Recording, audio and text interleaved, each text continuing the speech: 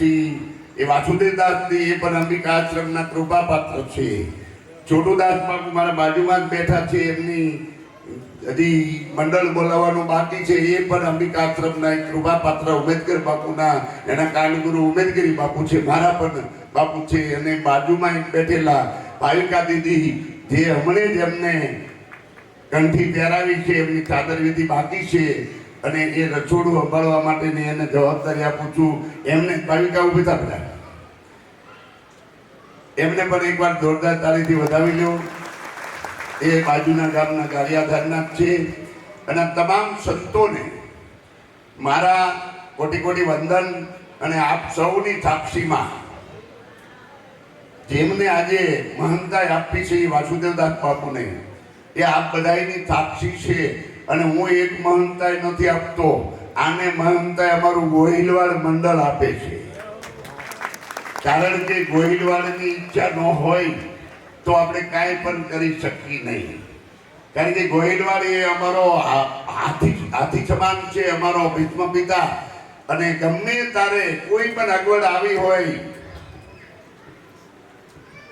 તો બાપુને જેમ કહી, ગરીબદાસ બાપુ આવી અમારે તો એક લહેર કરો, દુખીચંદ બાપામાં, ખોડિયારમાં, અંબાજીમાં એ બધું સીધું કરી નાખશે. તો બાપુને એટલું જ કહું છું કે બાપુ આજે મેં હમણે કીધું મારે આવા 11 તમને હોપવાના છે.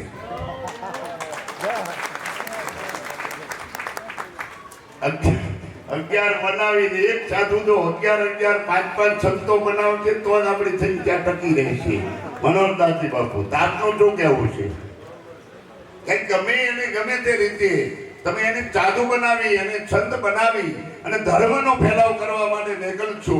એને ભિક્ષા માંગવા નથી નીકળવા, પણ એ જ્યાં જશે ત્યાં ધર્મની વાત કરશે, જ્યાં જશે ત્યાં ધર્મનો ફેલાવ કરશે. અને સનાતન ધર્મના એક પાયા જો મજબૂત થશે ને તો 10 જણા એક ખાટલા પર બેઠા હોય પણ પાયા મજબૂત હોય તો ખાટલો ટકી રહેશે. પણ પાયો જો મજબૂત ન હોય તો એ ખાટલો ટકતો નથી. એમ સનાતન ધર્મના પાયા મજબૂત કરાવવા માટે અહીં 3-4 કથાકાર બેઠા છે. નામ તો નથી આવડતા, પણ એટલું જ કહું છું કે એક કથાકાર એક વર્ષમાં 50 કથા કરતા હોય, 100 કથા કરતા હોય જેવો, તો એ જ્યાં રામના કૃષ્ણના ગુણગાન ગાતા હોય છે. પણ અમારે રામ મનોહરદાસ બાપુએ કીધું કે બાપના તો બધા બને, પણ માનું બનવું ને એ જ અઘરું છે. કારણ કે બાપ તો ગમે બીડી પીને વયો આવે, માં ઘરે બેઠી બેઠી દુઃખ સહન કરતી હોય છે. અને એ માનો જ્યારે કોઈ પરિવાર બનતો હોય ને તો મારા તમામ અનુવાય, મારા ગુરુ મહારાજથી માંડી, દુખીચંદ બાપુથી માંડી અને આજે વાસુદેવદાસ સુધી અમે આવો તો બાપુ ખોડિયાર પીઠાધીશ્વર, ગરીબદાસ બાપુ, વલ્લભદાસ બાપુ 84 નો ધૂણો લઈને બેઠા, માંડવદાસ બાપુ મેરડીમાં નો અહીંયા ધૂણો લઈને બેઠા, અમારા વાસુદેવદાસ. એટલે શક્તિ ઉપાસક, શક્તિને જો જે ઉપાસના કરતા હોય એને એટલું જ કહું છું કે તમારી કુળદેવી અને તમારી જનેતાથી દૂર કોઈ દી નહીં રહેતા. ઈશ્વર તમારી આવશે. સમય જાજો નથી એટલે એટલું જ કહું છું કે આપ સંતો જે પધાર્યા અમારા વાસુદેવદાસના મહંતાઈમાં, મહામંડલેશ્વરો, શ્રીમેન્તો સત્યનારાયણદાસજી મહારાજ અમારે સિહોરથી પણ પધાર્યા છે, જ્ઞાનદાસજી બહોળાથી પધાર્યા, મને જ મહંતાઈ જેને નારી આપી એવા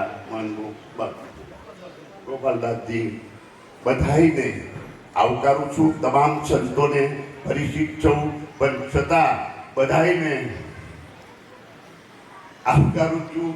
આપ સૌને મારા એ પણ ખોડિયારમાંનો જ અમારો ઉપાસક છે, કામડા. તો આપ સૌને અમારે આમ ક્યાંક બોરડી ધારના મહંત પણ બેઠા છે, તો બધાઈને આવકારું છું આપ સૌને. અને બાપુજી ગરીબદાસ બાપુ એટલું આજ તમને 100% કહું છું કે આ વખતના કુંભ મેળામાં તમારી ઈચ્છા થાય એવું કરવાનું હોય મને કહેજો. આપણે આનંદ કરશું, મોજ કરશું, સંતોને બોલાવી અને આ બધાને પાછો કુંભ મેળામાં એક રસોઈ અપાવી અને ખૂબ આનંદ કરશું. જાદુ નહીં બોલતા આપ સૌને મારા જય સિયારામ, જય અંબે, જય મેલડી માત કી. વાહ. સંતોની મોટી ફાળો છે.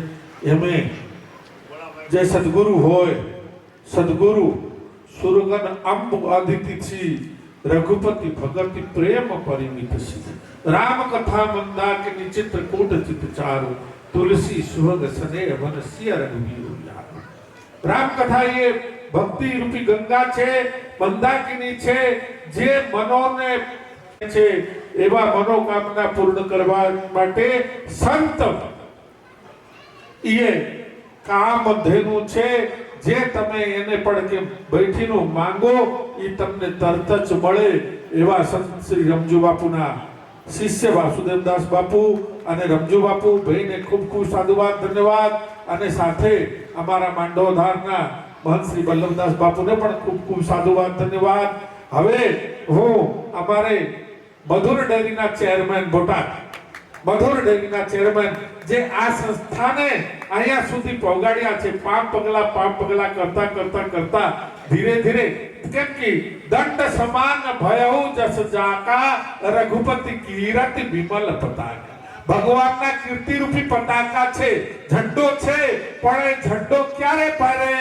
જ્યારે દંડો હોય તો. દંડો ન હોય તો ઝંડો કઈ કામના નથી, એમ પડ્યા રહે. તો આ બેલડી માતાની ઝંડાને ફરકાવવા માટે અમારા ભોલાભાઈ બોટાદના મધુર ડેરીના ચેરમેન તથા અમારા ક્ષેત્રના એક વડીલ મુરબી, સંસદ, લોક નાયક એવા ચેરમેન શ્રી ભોલાભાઈને હું કહીશ, આ સંત સમાજના ચરણ में